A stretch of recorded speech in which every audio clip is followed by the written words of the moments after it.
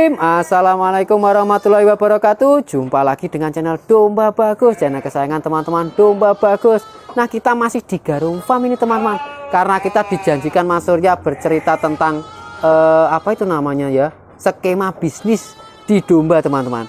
Nah, ini nanti kita akan bedah langsung bersama narasumber terpopuler kita ini teman-teman. Sudah malang melintang ke pecah telur, malang melintang kemana-mana. Nah, ini spesial di tayangan Domba Bagus lagi nih teman-teman, karena kita juga lama sekali nggak kesini teman-teman. Nah, selamat sore Mas Surya. Sore Mas Danang, teman-teman Domba Bagus. Gimana kabarnya? Alhamdulillah Mas, seneng lihat kayak gini-gini aja udah rasanya puas, ada kepuasan tersendiri gitu Mas. Jadi dengan punya pikiran di luar, bawa ke sini jalan-jalan lihat gini aja udah akhirnya pikiran itu bisa banyak berkurang. Alhamdulillah sehat Mas. Mungkin perkenalan sedikit Mas Surya di depan Mas Surya. Nah, boleh.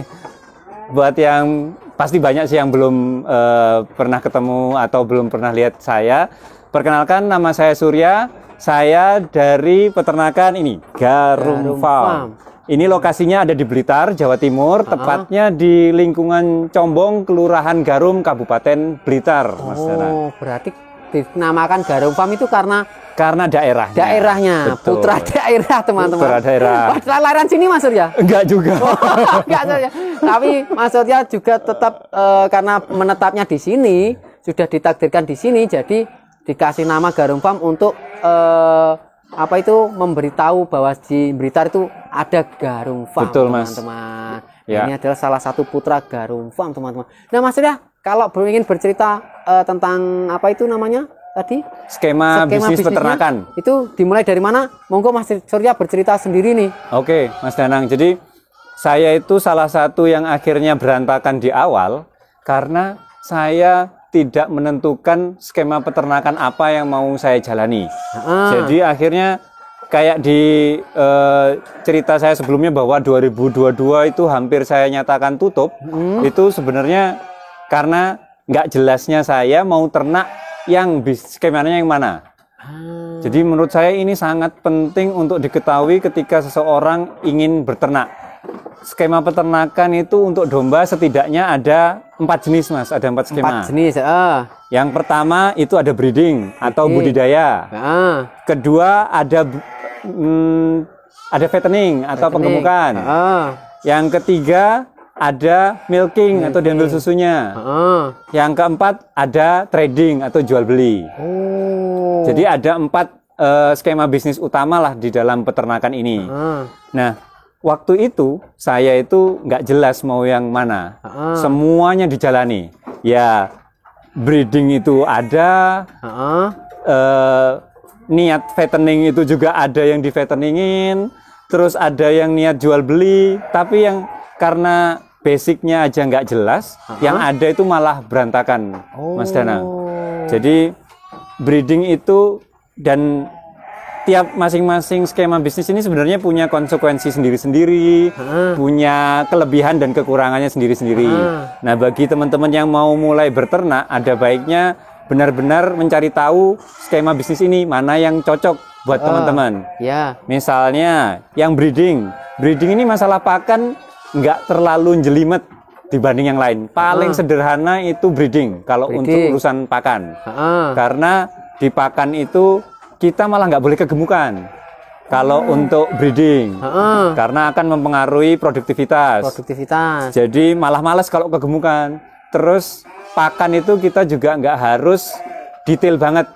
Pakan itu nggak harus detail dalam artian gini, 1 kilogramnya harga berapa sih? Terus 1 kilogram pakan bisa jadi berapa gram daging kambing domba tiap harinya. Jadi itu nggak harus detail gitu Mas perhitungannya. Jadi paling simpel yang paling cocok untuk pemula sebenarnya breeding. Cuma konsekuensinya ini temponya sangat lambat Mas. Perputarannya sangat lambat. Buat yang orang yang memang pengen slow, santai, itu justru malah positif sih. Tinggal kita mau lihat sudut pandang mana. Tapi buat orang yang niatnya nanti pengen cepat menghasilkan, sebaiknya malah nggak melakukan breeding. Langsung ke trading aja. Langsung ke trading kalau misalnya udah. Tapi trading juga punya kelebihan dan kekurangannya sendiri Mas. Barangnya siapa yang dijual? Jadi harus punya jaringan. Kayak Mas Danang bisa aja tanpa harus breeding, itu bisa langsung masuk trading karena Mas Danang udah punya kekuatan jaringan besar. Buat orang yang benar-benar pemula, itu juga akan mengalami tantangannya tersendiri untuk di trading atau jual beli.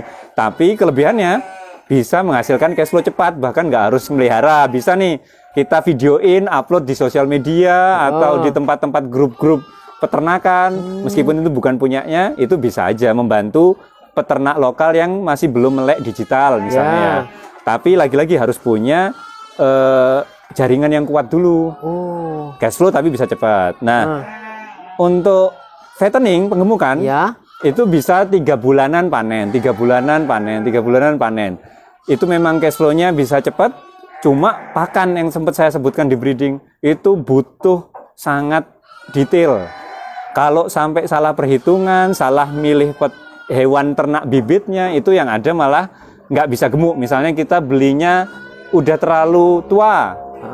Udah terlalu tua itu kan badannya ya segitu itu, susah untuk digemukkan. Sedangkan kalau memang masih usia remajanya lah, misalnya 5 bulan, pakan nggak terlalu optimal pun ya dia waktunya tumbuh. Memang bobotnya bakal naik. Cuma harga pakan akhirnya juga harus benar-benar diperhatikan nih, lebih detail lagi.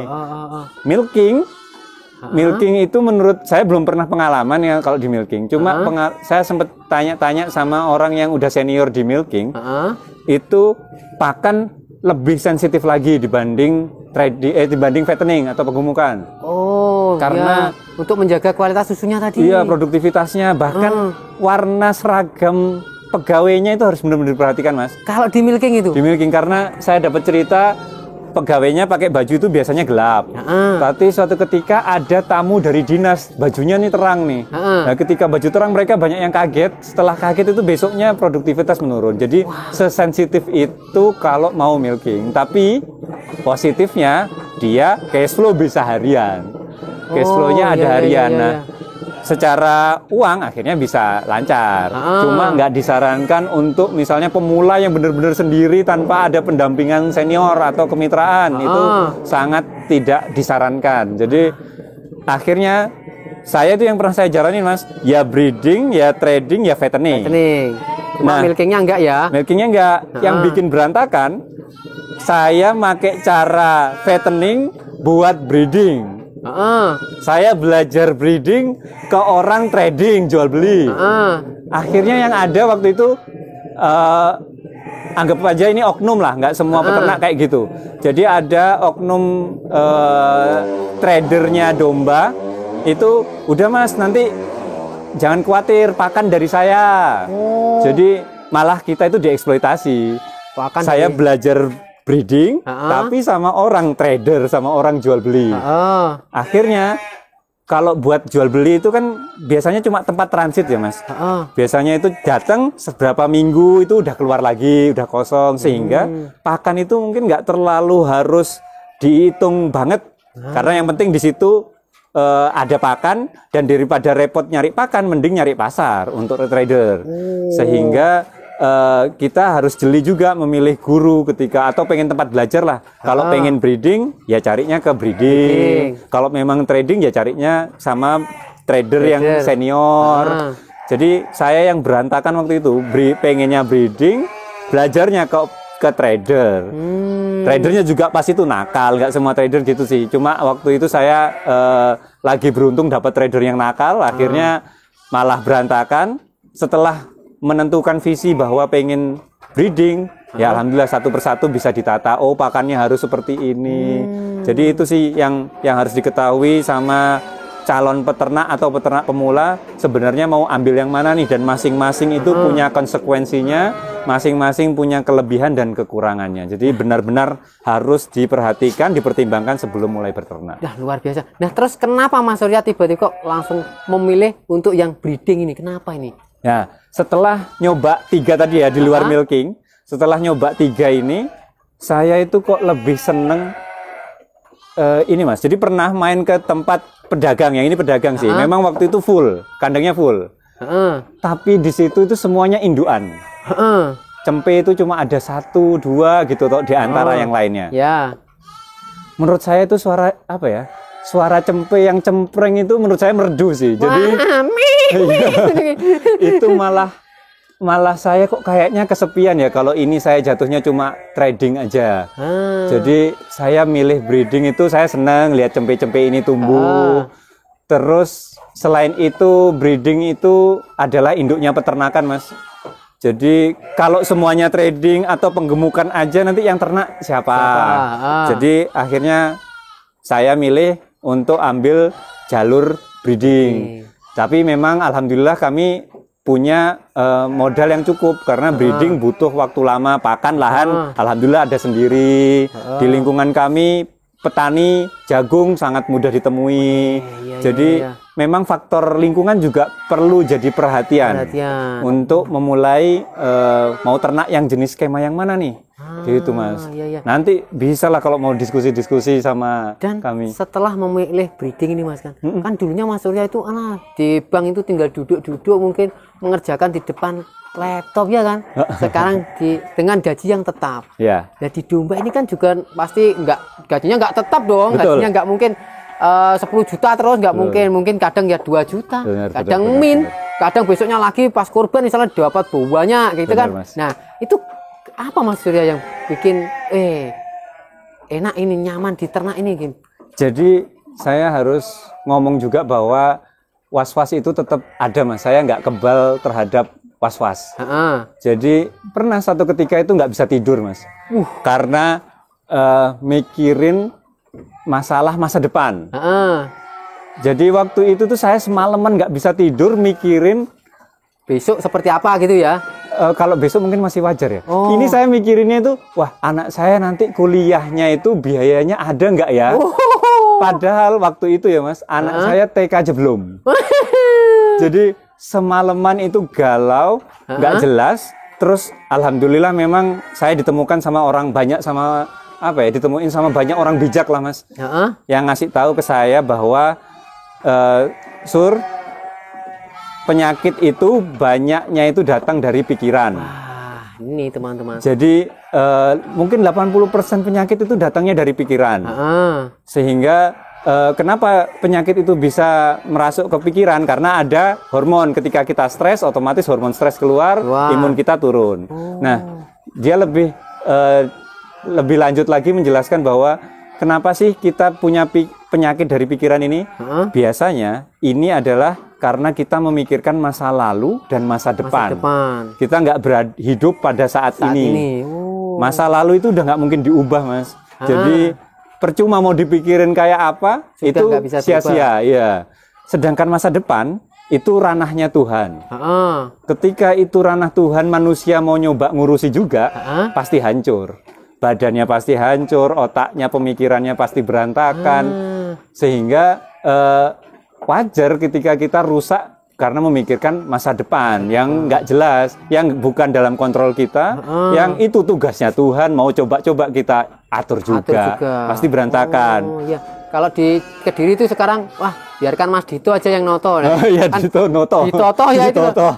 Kan tapi lagi kampanye itu tulisannya Ditoto, lawannya diladeni, wah. Seru ini nanti teman-teman. Gitu ya Mas Surya ya. Yang akhirnya jadi sebenarnya saya juga nggak kebal terhadap was-was. Saya juga ada, tapi alhamdulillah punya banyak teman circle yang saling mengingatkan bahwa kamu itu hidupnya nggak dalam keadaan darurat. Kamu itu enak, berkecukupan, fokus sama yang bisa disyukuri daripada yang masa depan nggak jelas. Jadi akhirnya hati saya tenang lagi.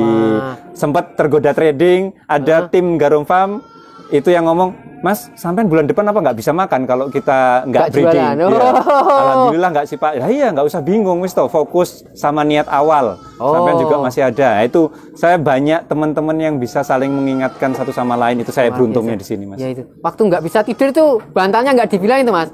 Bantal, aku arep turu tal.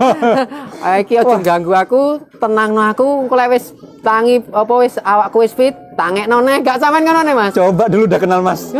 Danang ya, mungkin nggak bakal nggak bisa tidur. Jadi mungkin sekarang triknya gitu ya. Coba ya. Bantal, aku arep turu. Wah, kayak sing lagi viral-viral kan iku Mas. Iya, benar. Ini pembahasan kita sama Mas Surya itu sowol sekali teman-teman. Mas Surya, banyak nggak sih yang main ke Garum Farm sini?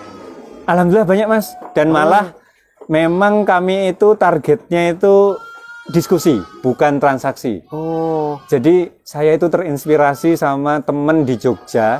Dia ngomong targetnya sama timnya itu bukan transaksi, tapi diskusi. Diskusi. Karena transaksi itu sesuatu yang nggak bisa kita kontrol. Masa kamu ngasih target timmu, transaksi sesuatu yang dia nggak bisa kontrol. Karena transaksi ini masuk ranah rezeki yang juga ranahnya Tuhan. Oh. Berarti kalau kamu target karyawanmu transaksi, itu tuh sesuatu yang nggak bisa dia kontrol. Tapi kalau diskusi beda. Diskusi itu kan bagaimana kita ramah, bagaimana kita terbuka, bagaimana kita juga orang datang kita seneng, nggak ada, karena ada juga nih Mas pengalaman, kami main ke peternakan nggak gitu dianggap kalau nggak ada transaksi. Nah berangkat dari situ saya ngomong sama teman-teman, nggak enak Thomas digituin, dianggap kalau ada uangnya tok. Ketika kita nggak ada transaksi kita nggak dianggap. Akhirnya diputuskan Garum Farm ini targetnya adalah diskusi. Jadi jangan sungkan-sungkan. Malah ketika kesini nggak ada transaksi nggak masalah, jangan ada beban itu. Mas Surya, sebentar saya potong sedikit ya. Nggak apa-apa Mas. Apa itu namanya punya materi kayak pelatihan ternak nggak? Biasanya yang di sini biasanya ada yang pengen pelatihan ternak itu punya nggak susunannya kayak gini-gini SOP ternak seperti ini, pakan seperti ini punya nggak? Nggak ada sih Mas kalau pelatihan itu. Apa kita bikin ya kan kalau di pecah telur itu kan ada yang pelatihan online tuh Mas. Oh iya. Ya kan sekarang ada tuh. Bener, nanti kita kerjasama bikin itu gimana Mas? Menarik Mas, layak untuk ditindaklanjuti. Layak ditindaklanjuti ya? Iya, layak nah, ini pasti nanti kalau ini kan di Domba Bagus kan nggak mungkin melulu Garum Farm kan. Iya, benar. Jadi kalau nyari videonya Mas Surya kan harus dari bawah dulu di scroll. Nanti kita bikin secara berurutan. Tapi nanti di file sendiri kayak pecah telur itu Mas ya. Itu menarik sih Mas. Menarik. Oke lah, teman-teman Domba Bagus. Nah, ini kalau Mas Surya ini sering kita jumpai di Mall Domba Bagus. Nanti teman-teman masuk aja di Mall Domba Bagus akan ketemu Mas Surya. Dan nanti di next itu kalau ini yang komen banyak teman-teman tulis di kolom komentar. Bikin pelatihan via apa itu media Mas Danang. Itu nanti akan kita buatkan bersama Garum Farm. Nanti kita bikinkan dulu susunannya seperti apa. Nanti akan kita upload dan teman-teman bisa belajar hanya dari rumah saja. Nah nanti kalau kurang jelas baru bisa ke Garum Farm gitu ya Mas ya. Soalnya kan subscriber Domba Bagus ini ada yang dari itu apa itu namanya Saranjana juga ada. Mantap itu ya. Dari Wakanda juga ada. Nanti kan kalau ke sini kan juga bingung ya jalannya iya ya. Sih.